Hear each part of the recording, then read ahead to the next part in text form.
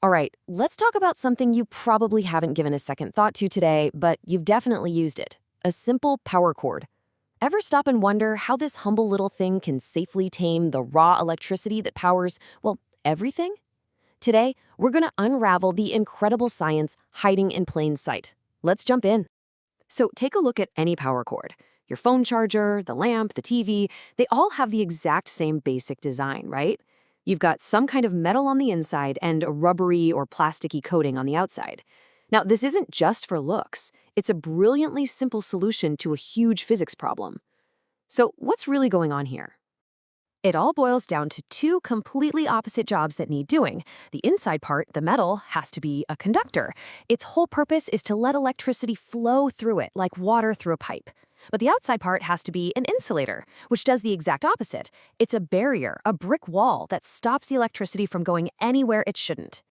To really get why some materials are conductors and others are insulators, we have to zoom way, way in. I'm talking down to the atomic level. It all comes down to what the electrons are doing. Think of it like a dance. So, on the surface, we all kind of know the difference between metals and nonmetals, right? Metals are shiny, you can bend them. Nonmetals tend to be dull, and if you hit them, they shatter. But look at that last row. That's the one that really matters for us. Conductivity. Metals are good at it. Nonmetals are terrible at it. But the real question is, why? What's the secret? And here's the secret ingredient: free electrons. You see, in metals, the electrons on the very edge of the atoms aren't really attached to any one atom in particular. They just float around in this massive sea of electrons that flows through the whole piece of metal. So when you push electricity in one end, this whole sea starts to move, and that's your current. This quote from the source material just nails it. It's that simple. Metals conduct electricity because their electrons are free to move. Insulators, on the other hand, have their electrons on a tight leash. They're locked onto their atoms and they can't go anywhere.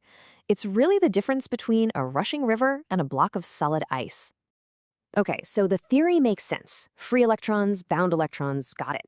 But how big is this difference in the real world? I mean, is it a small difference or a huge one?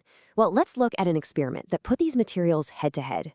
The researchers picked a few really common materials. For the metals, they chose copper and aluminum. No surprise there, that's what most wires are made of.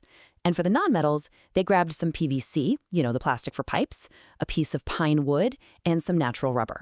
Now, the basic test is pretty simple. You hook a material up to a battery in a light bulb. If the bulb lights up, you've got a conductor. If it stays dark, you've got an insulator. Easy enough. But what the experiment measured was not just if it conducts, but how well it conducts. And this is where things get, well, honestly, a little crazy. The results aren't just a little different. It is truly a tale of two completely separate universes. First up, let's look at heat. How well do these things conduct heat? And you can see, yeah, copper and aluminum are way better than the others. It's a pretty big gap. A hot copper pipe is going to burn you a lot faster than a warm piece of wood. Makes sense. Now, just remember what this graph looks like, because now we look at electrical conductivity. And wow, that's not a gap, that's a canyon. It is so massive, the chart has to use a special logarithmic scale just to fit it all on one page. Each line going up isn't just one more, it's 10 times more. The difference is absolutely staggering. Let's put some numbers on this to really feel the scale. Copper has a conductivity of around 60 million Siemens per meter. Don't worry too much about the unit, a Siemens per meter. Just think of it as a rating for electrical flow. And 60 million is a huge number. It's basically a superhighway for electricity. So what about rubber?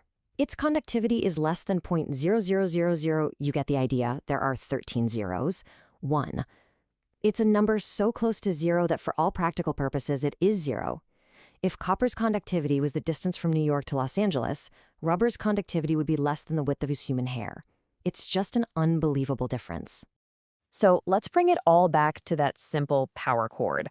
That mind-blowingly huge difference in conductivity isn't just a fun fact. It's the entire reason wires look and work the way they do. The bottom line is this: the design of a wire is no accident. It's not just some random choice. It is the perfect, elegant marriage of deep physics and brilliant practical engineering. You're literally taking one of the biggest divides in the natural world and putting it to work. So let's just recap the big ideas here. 1. Metals are great conductors because of that sea of free electrons. 2.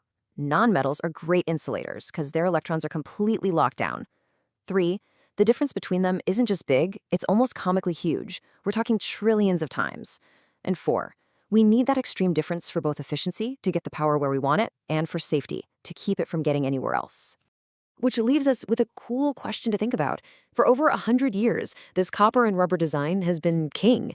But we're discovering new materials now, things like graphene, that might be even better conductors than copper. So what happens then? What will the power cord of the future look like? I'll leave you with that thought.